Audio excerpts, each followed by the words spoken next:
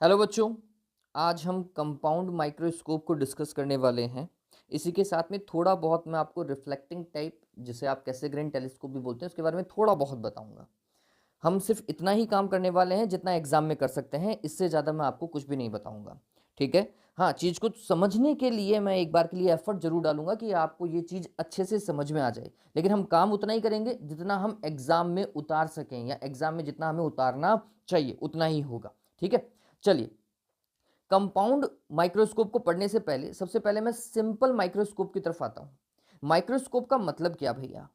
Microscope का मतलब समझो बच्चों। माइक्रोस्कोप एक ऐसा ऑप्टिकल डिवाइस है जो कि आपकी स्मॉल ऑब्जेक्ट है ना, इस स्मॉल ऑब्जेक्ट का एनलार्ज्ड इमेज बनाता है। एनलार्ज्ड इमेज बनाता है, ये बात ध्यान में रखिएगा। इसका काम इतना ही है, एनलार्ज्ड इमेज बनाना। ठीक है। सिंपल माइक्रोस्कोप में सिर्फ और सिर्फ एक ही लेंस का यूज किया जा रहा है, दो लेंसेज का यूज नहीं किया जा रहा। तो ये बात ध्यान रखना, ये ऑब्जेक्ट को एनलार्ज नहीं करता, एक स्मॉल ऑब्जेक्ट की एनलार्ज इमेज बनाता है। अब यहां पे खास बात क्या है, अगर आप डायग्राम को अच्छे से समझ पा रहे हैं या देख पा रहे हैं, इस डायग्राम को अगर आप अच्छे से देखो बच्चों, आप इस डायग्राम को देखेंगे तो यहां पर ये जो ऑब्जेक्ट है ना, अगर मैं इसको देखता हूं और ये ऑब्जेक्ट अगर आप देखें, ये वाला ऑब्जेक्ट, इस पर्टिकुलर कंडीशन में ये ऑब्जेक्ट जो है वो एफ और ऑप्टिकल सेंटर ओ के मिड में रखा हुआ है। कंडीशन अगर हम समझते हैं तो जब भी ऑब्जेक्ट किसी लेंस के ऑप्टिकल सेंटर और उसके फोकल पॉइंट के मिड में रखा हुआ होता है, जब भी ऑब्जेक्ट कहाँ रखा हुआ है, ऑप्टिकल सेंटर और फोकल पॉइंट के बीच में, तो इमेज कहाँ बनेगी? इमेज उसी तरफ बनेगी जिस तरफ आपका ऑब्जेक्ट रखा हुआ है। जिस तरफ क्या रखा हुआ है? ऑब्जेक्ट रखा हुआ है। तो ये इमेज इसी तरफ बनी। और ये इमेज कैसी है? इस इमेज की प्रॉपर्टी ध्यान में रखो, ये इमेज वर्चुअल है, एनलार्ज्ड है, और नॉर्मली हम ये मान के चलते हैं अगर वर्चुअल है तो फिर ये कैसी होगी? रेक्ट भी होगी, सीधी और बनेगी। ठीक है। तो इस चीज को थोड़ा सा ध्यान में रखिएगा कि जब भी ऑब्जेक्ट कहां रखा हुआ हो बच्चों, ऑप्टिकल सेंटर और फोकल के मिड में रखा हुआ हो, तो इमेज कहां बनती है। ठीक है। अब मैं क्या कर रहा हूं, अगर मैं इस डायग्राम को 180 डिग्री शिफ्ट कर दूं, पूरा का पूरा उल्टा कर दूं, तो डायग्राम ये बनेगा क्या? ये बनेगा। गौर कीजिए, ये डायग्राम आपका कंपाउंड माइक्रोस्कोप में यूज होने वाला है, मतलब ये जो पार्ट है ना, ये कंपाउंड माइक्रोस्कोप के अंदर भी आएगा। ठीक है। उसका जो सेकंड लेंस है, जिसे आप आईपीस बोलोगे, आईपीस में यही डायग्राम आने वाला है बच्चों। ठीक है। तो थोड़ा ध्यान में रखना, जो इस सिंपल माइक्रोस्कोप की इस कंडीशन में डेरिवेशन है, सिंपल माइक्रोस्कोप की इस वाली कंडीशन में डेरिवेशन है, वही कंपाउंड माइक्रोस्कोप में एज इट इज यूज होती है। तो हम इसका रिजल्ट ही वहां डायरेक्ट यूज करते हैं। ठीक है। हम डेरिवेशन करने नहीं बैठते, हम इस सिंपल माइक्रोस्कोप का रिजल्ट यूज करते हैं। और वो रिजल्ट कब यूज करेंगे? जब हम ये देखेंगे कि ऑब्जेक्ट ऑप्टिकल सेंटर और फोकस के मिड में आ जाए, तो फिर हम वो वाला डेरिवेशन का रिजल्ट यूज कर लेंगे। अब इस डेरिवेशन का रिजल्ट क्या है वो समझो। इस डेरिवेशन का रिजल्ट ये है कि अगर आपकी ये जो फाइनल इमेज है, ये आपकी ये जो फाइनल इमेज है वो डी पर बनती है। डी क्या है बच्चों? 25 सेंटीमीटर, नियरेस्ट पॉइंट है ना, जहां से हमारी आंख बिल्कुल सही देखना चालू करती है, 25 सेंटीमीटर। ठीक है। तो अगर आपकी इमेज जो है, फाइनल इमेज 25 सेंटीमीटर पर है, तो फिर हमारे मैग्निफिकेशन का फॉर्मूला हो जाएगा 1+d divided by F. What is D? D fix है बच्चों 25 सेंटीमीटर, ये आपको रखना ही है। एफ क्या है? इस कॉन्वेक्स लेंस की फोकल लेंथ, ये जो कॉन्वेक्स लेंस आपको दिखाई दे रहा है, इसकी फोकल लेंथ। पता चला? पता चला। इमेज अगर फाइनल इमेज डी पर बन रही है तो फिर फॉर्मूला मैग्निफिकेशन का ये, और अगर यही फाइनल इमेज इनफाइनाइट पर बने, ठीक है, एक कंडीशन ये भी हो सकती है कि फाइनल इमेज इनफाइनाइट पे बने। फाइनल इमेज इनफाइनाइट पे कब बनेगी? तो हम बोलेंगे जब हमारा जो ऑब्जेक्ट होगा वो फोकस पर होगा। अगर ऑब्जेक्ट फोकस पर होगा तो फाइनल इमेज इनफाइनाइट पे बनेगी। ठीक है। उस पर्टिकुलर कंडीशन में हम बोलेंगे ये जो मैग्निफिकेशन है वो d/f हो जाता है। ठीक है, ये 1 हट जाएगा। ठीक। तो ध्यान में रखना, ये वाला रिजल्ट हम डायरेक्ट यूज करेंगे, और ये रिजल्ट कहां से उठाएंगे? सिंपल माइक्रोस्कोप की डेरिवेशन से उठाएंगे। ठीक है। चलो कंपाउंड माइक्रोस्कोप के ऊपर आते हैं। अगर मैं कंपाउंड माइक्रोस्कोप को समझता हूं, मैंने दो डायग्राम पहले से ले लिए हैं क्योंकि एक को मैं खराब करने वाला हूं समझाने के पर्पज से, तो दूसरा बिल्कुल सही बना रहेगा। देखिए, कंपाउंड माइक्रोस्कोप के अंदर बच्चों दो लेंस होते हैं। एक लेंस ऑब्जेक्टिव लेंस है, ये जो आपको दिखाई दे रहा है इस समय, ये वाला लेंस, ये ऑब्जेक्टिव लेंस है। ठीक है। इस ऑब्जेक्टिव लेंस की क्या खास बात है? ऑब्जेक्टिव लेंस एक ऐसा लेंस है जिसका अपर्चर कम होता है, छोटा लेंस होता है। ठीक है, और इसका फोकल जो लेंथ होता है वो भी कम होता है। एक छोटा लेंस है जिसका फोकल लेंथ भी कम होता है, ठीक है, और एक आईपीस होता है जो ह्यूमन आई के पास में होता है ना, जहां से हम देखते हैं।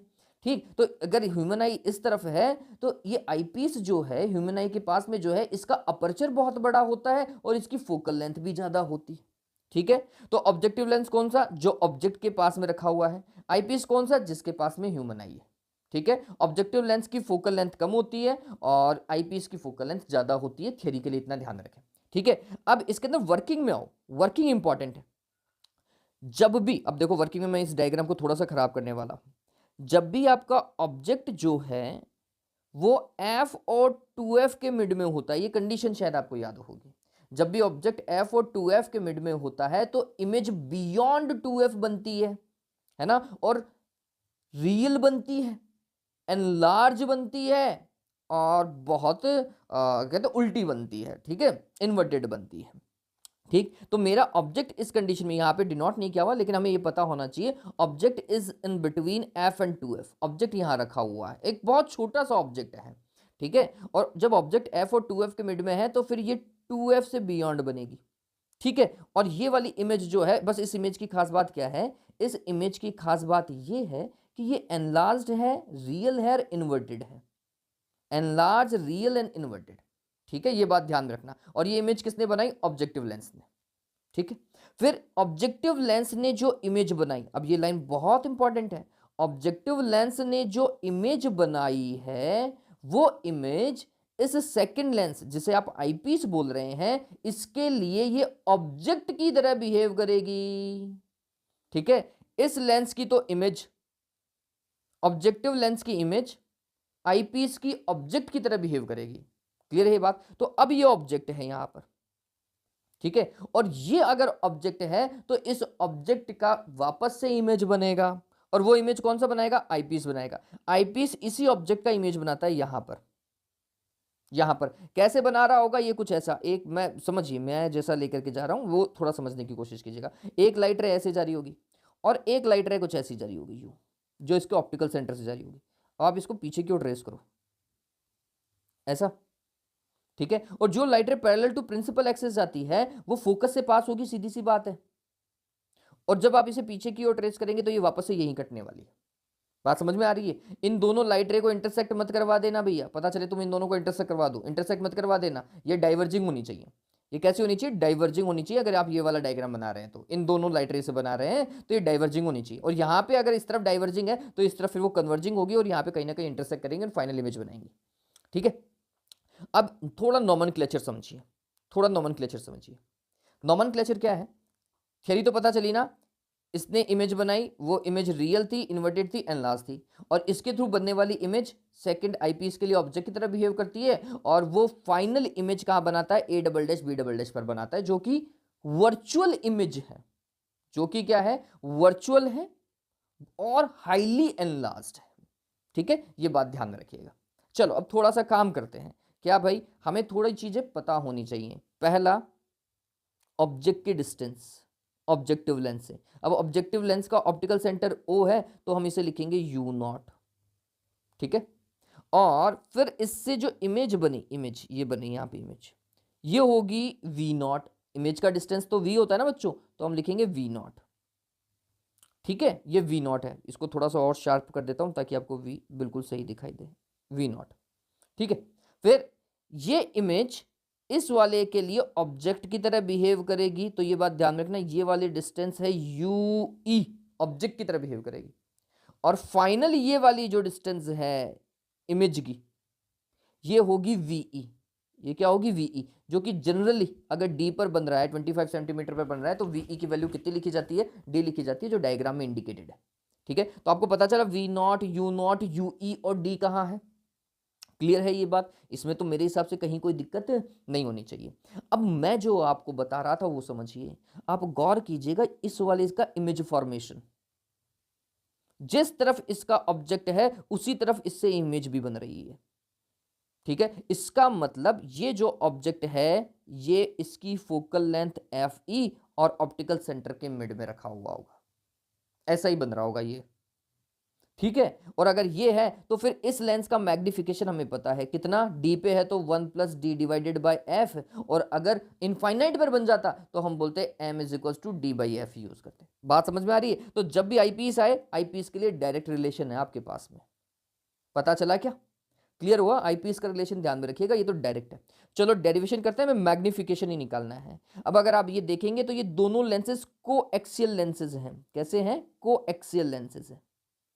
इनका एक्सिस जो है वो सेम है, और जब भी कोएक्सियल लेंसेज होते हैं तो रिजल्टेंट मैग्निफिकेशन जो है वो m1 × m2 होता है। ये शायद आपने डेरिवेशन में आपने पढ़ा भी होगा। ठीक है। अब m1 क्या, तो हमने बोला फर्स्ट लेंस का मैग्निफिकेशन। फर्स्ट लेंस का मैग्निफिकेशन मैं बोलूंगा m0। क्या बोलूंगा? m0 बोलूंगा। और सेकेंड लेंस m2, इसको अपन लिखेंगे me। तो यहां पे आपका फॉर्मूला होगा m0 × me। आपको यही कैलकुलेट करना है। ठीक है, 100 बातों की एक बात, हमें ये कैलकुलेट करना है। चलिए कैसे काम करेंगे वो समझिएगा। तो हमें काम करने के लिए हमने बोला सबसे पहले फॉर फर्स्ट लेंस, या फिर हम बोलेंगे फॉर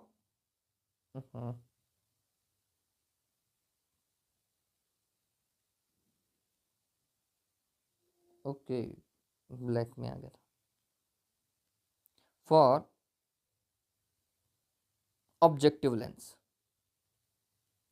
ठीक है। ऑब्जेक्टिव लेंस के लिए हम m0 कैलकुलेट कर रहे हैं ना बच्चों, और m0 क्या होता है वो समझिए। तो हम बोलते हैं किसी भी लेंस के लिए अगर आप फॉर्मूला पढ़ेंगे मैग्निफिकेशन का, वो होता है h'/h, यही होता है, या फिर v/u।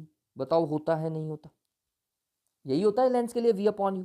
अब अगर मैं इसका v डायग्राम में देखता हूं, अगर मैं इसका v डायग्राम में देखता हूं, डायग्राम में एक बार के लिए v देखिए, डायग्राम में v देखिए, तो इस वाले लेंस के लिए, ऑब्जेक्टिव लेंस के लिए, इस वाले लेंस के लिए ना, इस ऑब्जेक्टिव लेंस के लिए अगर आप v देख पा रहे हैं तो ये v जो है v0 है। और u देखोगे, थोड़ा सा u देख, u की तरफ देखो, u0 दिखाई दे रहा है? u देखिए, u क्या है? u0 है बच्चों। ठीक है, u0 है, और वो भी इस तरफ बन रहा है। ठीक है, और इस तरफ वाली जो डिस्टेंस आप मेजर करते हैं, इस तरफ की डिस्टेंस जो होती है वो नेगेटिव में मेजर होती है। तो यूजिंग साइन कन्वेंशन अगर मैं लगाता हूं, यहां पे आप लिख देंगे, है ना, यूजिंग साइन कन्वेंशन। आप क्या लिखेंगे? Using sign convention. Yellow use कर लेते हैं, यूजिंग साइन कन्वेंशन। ठीक है, साइन कन्वेंशन अगर मैं यूज करता हूं तो मैं इस चीज को लिखूंगा m0 = v की जगह तो v0, और u की जगह माइनस का u0 लिखूंगा। ठीक है, तो ये यहाँ पे माइनस आ गया, कोई दिक्कत नहीं। क्लियर है ये बात? तो m0 तो कैलकुलेट हो चुका है। चलिए अब बात करते हैं किसके लिए? आईपीस के लिए। तो फॉर आईपीस, अब अगर मैं आईपीस की बात करता हूं और यहां पे हमने कंडीशन लगाई, आईपीस आपका पता चल रहा है ना, ये वाला लेंस है, ये येलो कलर के अंदर आपको दिखाई दे रहा होगा, डायग्राम में देखो येलो कलर से मैं एरो बना रहा हूं, ये वाला आईपीस है। अगर ये वाला आईपीस है बच्चों, तो आईपीस के लिए हमें सिंपल माइक्रोस्कोप की कंडीशन लगानी है। तो हम बोलते हैं इफ इमेज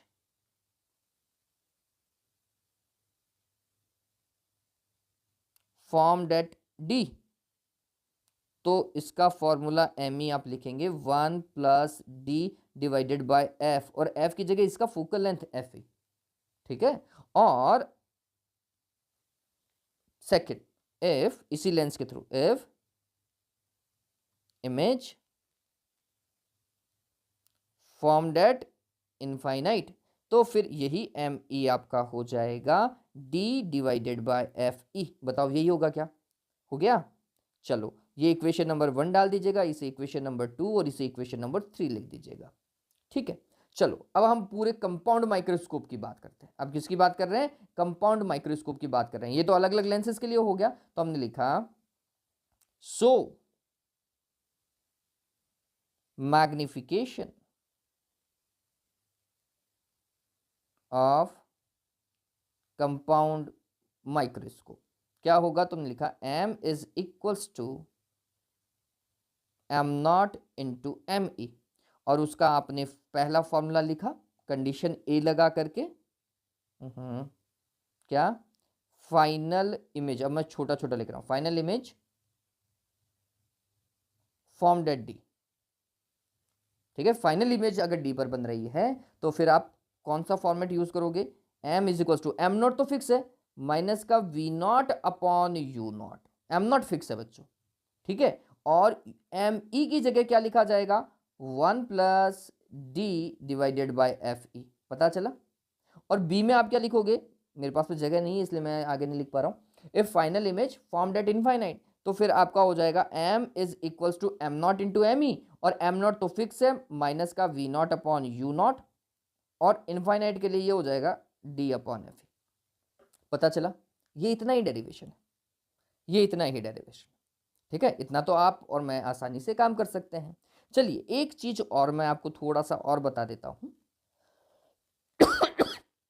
आपकी बुक में है ना, ये जो V naught upon U naught है ना, इसकी जगह वो कुछ और यूज कर रहे हैं, वो यूज कर रहे हैं L divided by F not.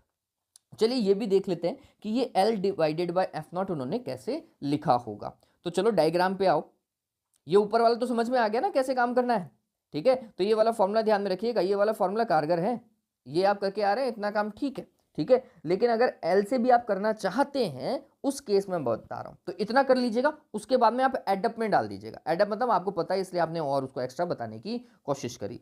कैसे भैया, आप डायरेक्ट एग्जाम में लिख करके आ सकते हैं। डायरेक्ट क्या लिख करके आ सकते हैं, डायरेक्ट तो आप ये लिख करके आ जाएगा वी नो दैट, या एज वी नो ऐसा डाल करके लिख करके आ जाइएगा, उसमें कोई इशू वाली बात नहीं है, क्योंकि वो इसका प्रूफ नहीं पूछेगा। आप क्या लिखेंगे कि भैया V naught upon U naught को है ना, it is almost similar to, almost बोल रहे हैं, एग्जैक्ट नहीं होता, L divided by F naught, ठीक है। और नेक्स्ट इक्वेशन में आप क्या कर दीजिएगा, वैल्यू पुट कर दीजिएगा, और आप बोले कि m इज इक्वल्स टू, अगर d पर बन रहा है तो l divided by F naught 1 plus D divided by F E, अगर d पर बन रहा है तो, और m is equals to l divided by F naught अगर इनफाइनाइट पे बन रहा है तो,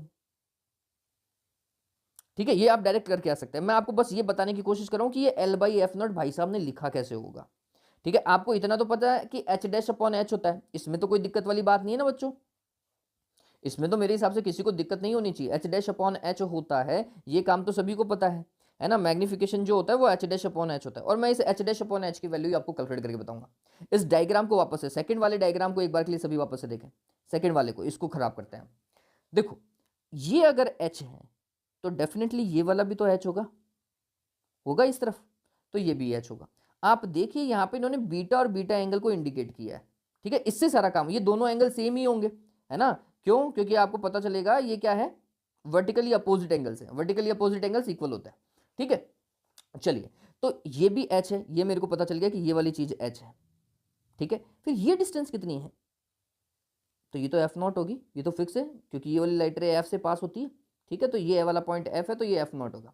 ये वाला डिस्टेंस कितनी है, it is near about L है, ये बात ध्यान में रखना, एग्जैक्ट एल नहीं होती। एल क्या चीज है वो समझिए, एल जो है वो एफ नॉट और यहां पर एफ ही होता है, ये एफ इधर होगा, एफ ऑब्जेक्टिव लेंस की सेकंड फोकल पॉइंट और आईपीस का फर्स्ट फोकल पॉइंट के मिड का जो डिस्टेंस होता है ना वो एल होता है, इसे ट्यूब लेंथ भी बोलते हैं, ठीक है। बहुत सारे जने ऑब्जेक्टिव और आईपीस के मिड की डिस्टेंस मान लेते हैं इसको, ऐसा नहीं है, वो गलत चीज है। अगर आप तरीके से बुक पढ़ेंगे तो आपको पता चलेगा what is L, F not और ये वाला एफ ई, ये वाला एफ नॉट और ये वाला एफ ई के मिड का डिस्टेंस है। और आप देखेंगे ये एफ ई बी डैश के पास में है, तो मैं यहां पर इसी को एफ ई मान करके चल रहा हूं, इसी को, इनफाइनाइट वाले केस की बात कर रहे हैं तो ये ऐसा ही मान लेते हैं, ठीक है। उस केस में क्या होगा बच्चों, उस केस में आप ये समझिए, यहाँ पे टेन थीटा का फॉर्मेट लगाओ ना यार, ऊपर वाले में टेन थीटा लगाओ, ऊपर वाले में टेन बीटा लगाता हूँ, टेन बीटा,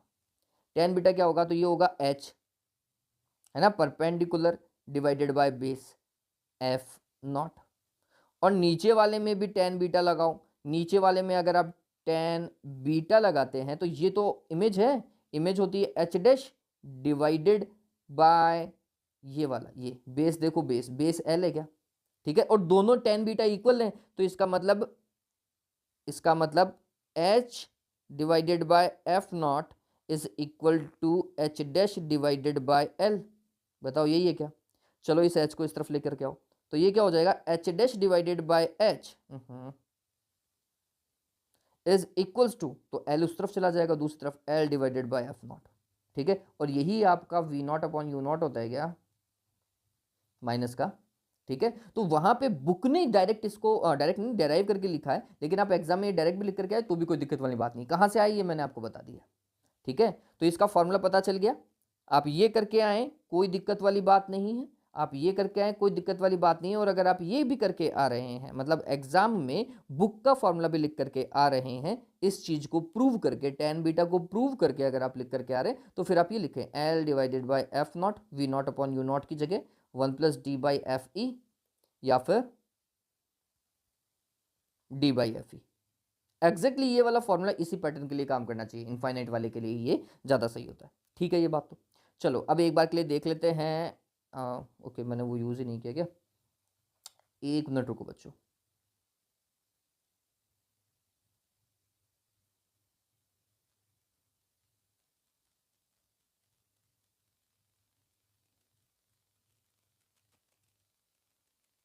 तो भाई आ जा,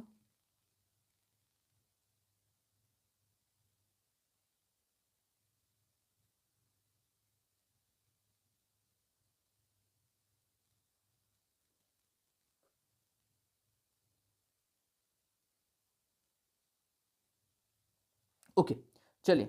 ये है रिफ्लेक्टिंग टाइप टेलीस्कोप, जिसे आप कैसेग्रेन टेलीस्कोप भी समझते हैं, कैसेग्रेन ही है क्योंकि कैसेग्रेन साइंटिस्ट के नाम पे इसका नाम पड़ा था। इसमें थोड़ा सा ध्यान में रखिएगा, इसका रे डायग्राम आप अच्छे से प्रिपेयर कीजिए, ठीक है। अब यहाँ पे पूछता क्या है वो थोड़ा सा समझ लेते हैं। यहाँ पे पूछता वो है कि इस रिफ्लेक्टिंग टाइप टेलीस्कोप के क्या बेनिफिट्स हैं ओवर रिफ्रैक्टिंग टाइप या फिर एस्ट्रोनॉमिकल टेलीस्कोप के ऊपर, ठीक है। तो हम बोलते हैं कि यहां पर है ना बच्चों, ये ऑब्जेक्टिव मिरर का यूज होता है। ये जो आप देख रहे हैं ये ऑब्जेक्टिव मिरर है ना, ये वाला ऑब्जेक्टिव मिरर, ये और ये ऑब्जेक्टिव मिरर है, जो कि एक कॉनकेव मिरर है, ठीक है। अब अगर आप मिरर का यूज कर रहे हो तो मिरर जो होते हैं वो लेसर बल्कि होते हैं ना, वेट जो है उनका वो बहुत कम होता है, किसके रेस्पेक्ट में, लेंसेज के रेस्पेक्ट में। अगर आप टेलीस्कोप देखते, एस्ट्रोनॉमिकल टेलीस्कोप देखते या रिफ्रैक्टिंग टेलीस्कोप देखते जिसमें दोनों लेंस यूज होते हैं, ठीक है, वो बहुत भारी होता है। जबकि इसमें मिरर का यूज होने के कारण, इसमें मिरर का यूज हो रहा है, उसके कारण ये क्या होता है, हल्के होते हैं। हल्के होते हैं तो इन्हें एक पॉइंट से दूसरे पॉइंट तक मूव करने में मैकेनिकल सपोर्ट की रिक्वायरमेंट नहीं रहती, ठीक है। आप आसानी से इन्हें क्या कर सकते हैं, मूव कर सकते हैं। तो हम बोलेंगे लेसर बल की, ठीक है। ये इनके बेनिफिट है, ये बात ध्यान में रखिएगा, जो एग्जाम में पूछता है वो बता रहा हूं। तो लेसर बल की due to the uses of mirror, as we know mirrors are lighter than lenses, ठीक है। So no mechanical support is required to move this type of telescope from one point to another point. पहला तो ये कि आप आसानी से move कर सकते हो क्योंकि ये लाइटर होते हैं। दूसरा क्या बच्चों, दूसरा आप ये देखेंगे कि लेंस में दिक्कत क्या होती है, लेंस की फोकल लेंथ कलर के ऊपर डिपेंड करती है।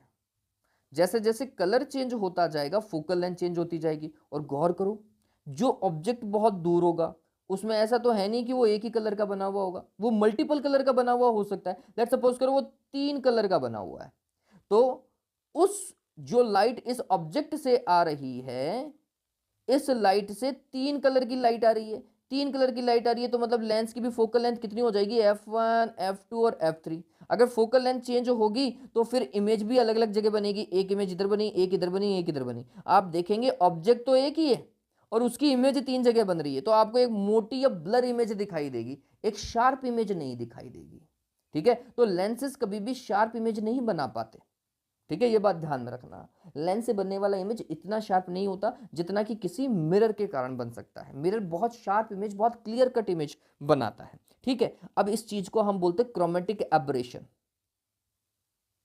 ये वर्ड ध्यान में रखना, क्रोमेटिक एब्रेशन। मिरर्स में क्रोमेटिक एब्रेशन नहीं होता, there is no chromatic aberration in mirror, that is why we get a sharp image in reflecting telescope, ठीक है। क्लियर हुआ। इसी के साथ में एक और एब्रेशन है, that is spherical aberration. Spherical aberration मतलब जो मिरर लेंसेज जो होते हैं ना, ऐसा अगर है तो ये कटेगा तो ऐसा ऐसा ऐसा ऐसा जिगजैग कटेगा ज्यादा, ठीक है, क्योंकि थोड़ा मोटा होता है ना, तो जिगजैग कटेगा। जिगजैग कटेगा तो यहां से फोकल लेंथ चेंज होने के चांसेस ज्यादा है। तो जो लाइट रे कॉर्नर्स के ऊपर आ रही है वो आपकी फाइनल इमेज को खराब करेगी। और अगर फाइनल इमेज को खराब करेगी तो आप फिर उसका यूज ही क्या रह गया है, हमें तो इमेज बढ़िया चाहिए ना। ठीक है, तो स्पेरिकल एब्रेशन लेंसेज में होता है, मिरर्स में नहीं होता, ध्यान में, बहुत कम होते हैं, इसलिए ये अच्छे होते हैं। कौन? रिफ्लेक्टिंग टाइप टेलीस्कोप अच्छे होते हैं। तो मैंने आपको बताया एक तो बल्कि वाला कि ये लाइटर होता है इसलिए आप यूज करते हो, एक क्रोमेटिक एब्रेशन नहीं होता इसलिए आप इनका यूज करो, एक स्पेरिकल एब्रेशन नहीं होता इसलिए आप इनका यूज करो। ठीक है, पता चला, ये चीज पूछी जाती है, रे डायग्राम थोड़ा अच्छे से ध्यान में तैयार कर लीजिएगा। ठीक है, चलो उम्मीद करता हूं बच्चे आपको ये समझ में आ गया होगा। Have a good day, take care.